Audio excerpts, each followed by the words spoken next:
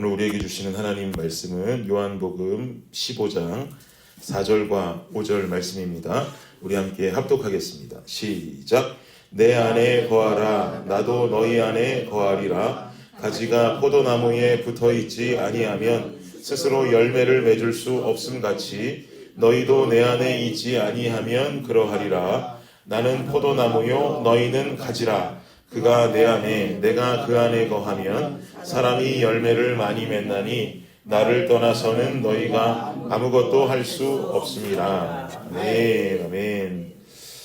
우리가 이렇게 나무 한 그루를 생각해 보면 나무에는 뿌리가 있고 또 가지가 있고 열매가 있고 이렇게 나무가 형성되어지는 것을 알 수 있습니다. 그렇게 형성되어진 나무는 좋은 비옥한 땅에 뿌리를 내리고 또 열심히 물을 주고 또 좋은 햇빛을 받으면 아주 탐스러운 열매를 맺게 되죠.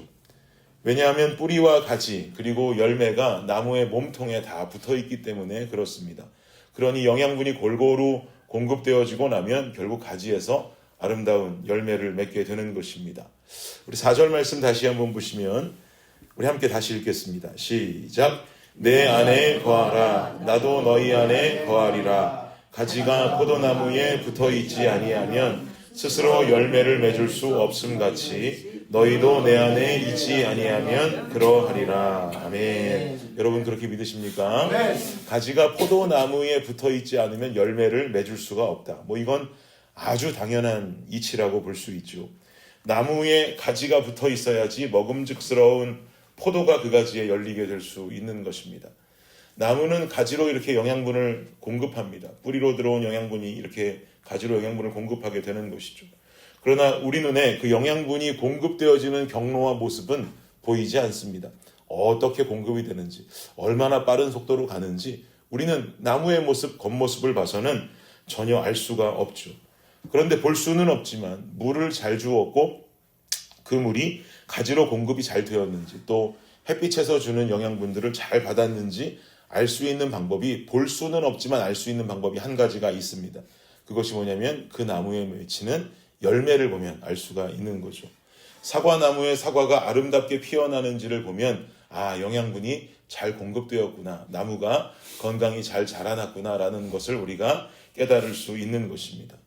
이처럼 나무가 가지로 영양분 공급하는 일은 우리 눈에 보이지는 않습니다. 그러나 그 열매를 보면 보이지 않던 것이 증거처럼 드러나는 것이죠. 신자의 삶도 마찬가지인 줄 믿습니다. 은혜 받았다. 성령이 나를 충만케 하신다. 내 안에 성장이 있다. 나는 믿음이 있다. 이 모든 것은 눈으로 보여지는 부분은 아닙니다. 어떻게 은혜를 받고 있는지, 충만함이 과연 무엇인지 눈으로 우리가 확인할 수 있는 방법은 없죠. 은혜가 내 안으로 퍼지는 모습, 성령이 어떻게 하면 충만한 것인지 모든 과정들 보이지 않는 부분이란 말입니다. 그럼 이 모든 것이 보이지는 않더라도 증명할 수 있는 방법은 뭐겠습니까? 열매입니다. 삶에 나타나는 열매가 우리 안에 하나님께서 주시는 영적인 힘들이 잘 공급되었는지를 확인시켜주는 증거가 된다는 말이죠. 내 삶의 모습이 어떤지를 보는 것이 그 사람이 열매를 보는 것이고 그것이 나의 영적인 부분을 증명해주는 부분이 되는 것입니다. 그럼 내 삶에 건강한 열매가 나타나기 위해서 우리는 어떤 삶을 살아야 할까요? 5절 말씀 다시 한번 함께 보겠습니다. 5절 시작. 나는 포도나무요 너희는 가지라. 그가 내 안에 내가 그 안에 거하면 사람이 열매를 많이 맺나니 나를 떠나서는 너희가 아무것도 할 수 없음이라. 아멘. 우리 안에 건강한 열매가 나타나기 위해서 우리가 살아야 하는 삶은 붙어있는 삶입니다. 붙어있는 삶. 다른 게 뭐가 있겠습니까? 그가 내 안에 내가 그 안에 거하면 열매를 많이 맺게 된다. 결국은 가지된 내가 포도나무에 붙어있는 것이 중요하다라고 하는 것을 예수님은 가르침으로 주시고 계시는 것이죠. 그래야만이 열매를 많이 맺을 수 있습니다. 그럼 반대로 삶의 열매가 없는 그리스도인의 삶은 어떤 인생이 되는지를 좀 한번 살펴보면 좋겠습니다. 삶의 열매가 없는 그리스도인들의 삶. 우선 갈라디아서에 나오는 대표적인 열매에 관한 구절부터 제가 좀 읽어드리겠습니다. 갈라디아 5장 22절 23절인데요. 오직 성령의 열매는 사랑과 희락과 화평과 오래 참음과 자비와 양성과 충성과 온유와 절제니 이 같은 것을 금지할 법이 없느니라. 아멘. 성령으로 살아가는 자, 결국 하나님과 연결된 붙어있는 자의 인생에 나타나야 하는 열매들의 대표적인 예들을 제시하고 있는 거죠. 그런데 우리는 이 말씀, 지금 제가 읽어드린 이 성령의 열매에 관한 말씀은 너무나 많이 들어왔고 잘 알고 있는 말씀입니다. 그런데요, 사실 이 뒤에 이어지는 말씀이 굉장히 중요해요. 이 뒤에 어떤 말씀이 이어지냐면요, 25절, 26절을 제가 읽어드리겠습니다.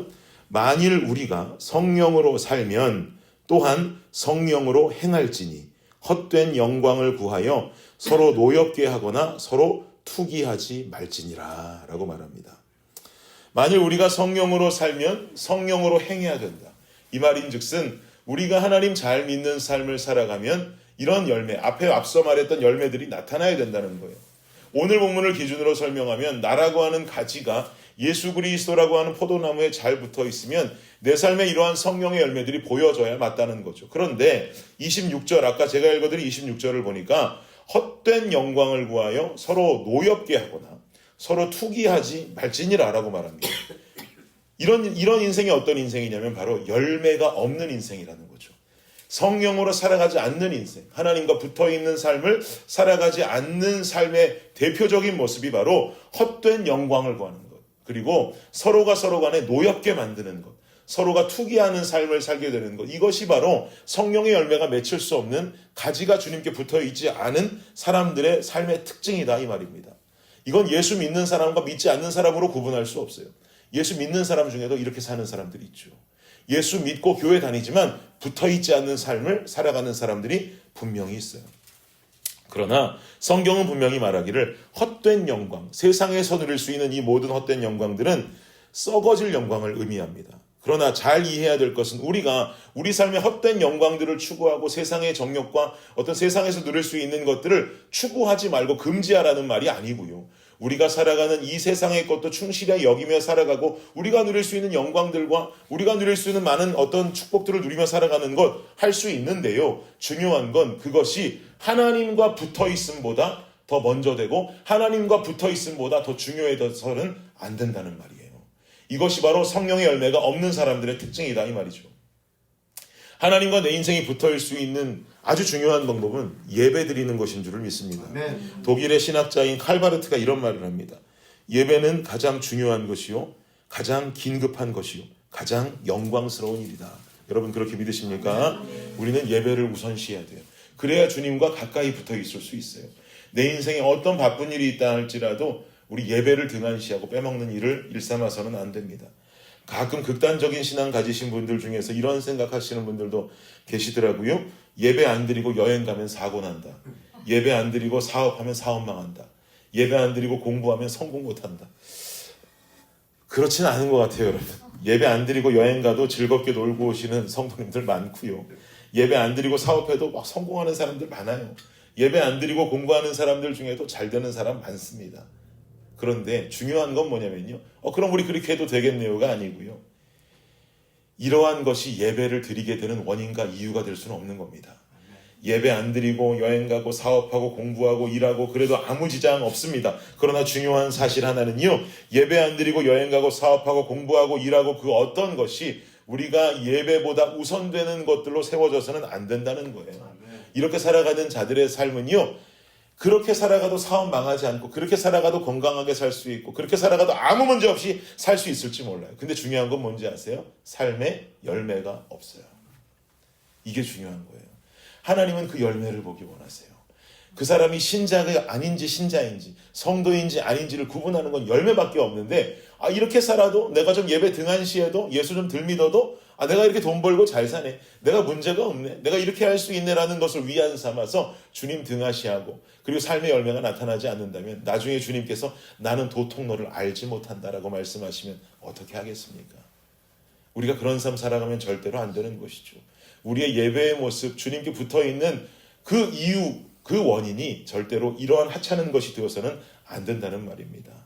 그 삶에 남아있는 열매는 그저 헛된 영광, 썩어질 영광만을 바라보고 인생의 노여움과 투기의 모습이 드러나는 열매인 것을 어떻게 주님 잘 믿고 살아간다고 주장할 수가 있겠습니까?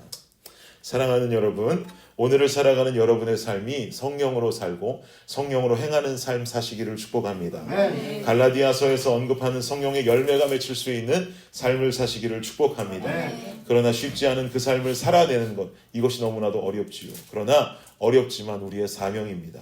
성령의 열매를 취하기 위해서 몸부림치는 삶을 살아야 하는 것은 우리가 우리의 욕심을 이루는 헛된 영광보다 더 우선돼야 하고 힘들어도 해야 하는 일인 줄을 믿습니다. 네. 제가 얼마 전에 SNS에서 떠있는 짧은 영상을 하나 보았는데 차인 표시 아시죠? 차인 표시가 나와서 이런 말을 하더라고요. 저는 그 말이 참 마음에 와닿았는데요. 그리스도인으로서 술을 끊고 싶다면 술을 끊고 술을 먹는 친구들보다 술 먹지 않는 친구들을 많이 만들어라 그래요. 그게 이해가 되는 거예요. 주변과 환경을 바꾸라는 거죠. 담배를 끊고 싶다면 담배를 끊고 담배를 피는 친구들보다 피지 않는 친구들과 더 많이 어울려라 라고 이야기를 합니다. 그 무리 안에 속해 있으면 자꾸 나는 그쪽으로 가고 싶은 마음이 생기게 되기 때문에 이런 이야기를 하는 거죠. 굉장히 많이 공감됐습니다. 맞습니다. 우리가 세상 속에서 세상에 젖어서 세상이 말하는 헛된 영광을 구하는 삶을 살아가는 것이 아니라 우리는 세상 속에서도 예수 그리스도의 제자요 성도로서 거룩한 삶, 빛된 삶을 살아야 한다면 거룩하게 살아가려고 몸부림치고 있는 친구들을 많이 만나고 만드시기를 바랍니다. 네. 저는 그런 친구들이 가득 넘치는 공간이 우리 블레싱 공동체가 되기를 간절히 원합니다. 아멘. 그리고 성령께서 함께 하실 때 그 삼겹줄은 쉽게 끊어지지 아니하느니라. 아멘. 이렇게 거룩을 실천하고 성령의 열매를 간직하시면서 주님과 붙어있는 삶을 포기치 않고 살아가는 저와 여러분의 삶이 되시기를 예수님의 이름으로 축복합니다. 네. 기도하겠습니다. 주님, 헛된 영광 구하며 살아가는 삶의 모습을 내려놓게 하여 주시옵소서. 아멘. 예배드리고 주님 믿으며 아무런 문제 없이 살아가노라고 참 감사하다고 이런 모습만 가지고 우리가 감사를 말하고 이것이 신앙의 이유가 되는 것이 아니라 주님을 더 뜨겁게 믿고 더 붙어있음으로 말미암아 성령의 이 열매들이 우리 삶 가운데 나타날 수 있는 우리 블레싱 성도님들 되게 하여 주시옵소서. 아멘. 그리하여서 거룩을 위해서 몸부림치는 수많은 성도들이 모여있는 블레싱 공동체, 그리고 이 공동체에 누가 들어온들 함께 그를 품어내고 거룩의 길로 함께 붙들고 함께 뛰어갈 수 있는 우리 블레싱 교회가 될 수 있도록 주님 역사하여 주시옵소서. 아멘. 감사합니다. 예수 그리스도의 이름으로 기도드립니다. 아멘. 아멘.